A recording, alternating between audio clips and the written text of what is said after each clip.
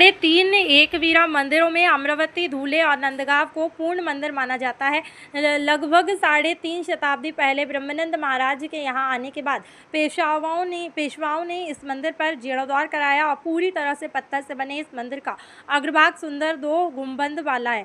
देवी की 18 भुजाओं का प्रत्येक हाथ में अस्त्र शस्त्र, देवी के चरणों में महिषासुर और निशुंभ शुंभ मूर्तियों का विस्तृत चित्र है। वर्तमान में मंदिर में देवी की 11 फीट ऊंची सप्तश्रृंगी समान मूर्ति स्थापित है और गौरव परिवार पीढ़ियों ने नियमित रूप से देवी की पूजन करते आ रहे हैं। देवी की आरती सुबह 5 बजे, दोपहर 12 बजे और रात 8 बजे की जाती है।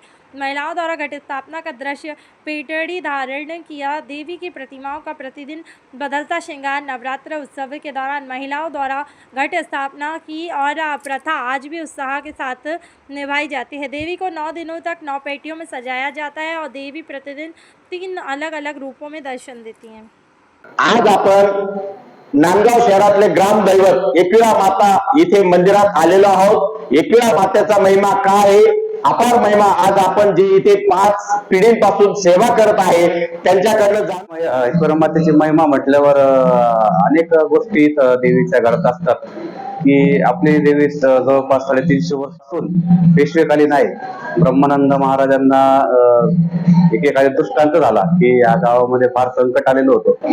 संकट दूर करण्याकरता त्यांना श्री रेणुका मातेने दर्शन दिलं आणि त्यांना सांगितलं की तुम्ही पेशवेकालीन म्हणजे पेशव्यांच्या साह्याने एक मंदिर तयार करा।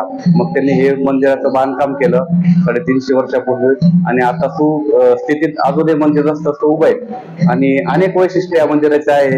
या मंदिर एकेकाळी 2006 साली वीज आलेली होती। वीज पडल्यानंतर सुद्धा हे मंदिर जसं तसं आज पण उभं आहे।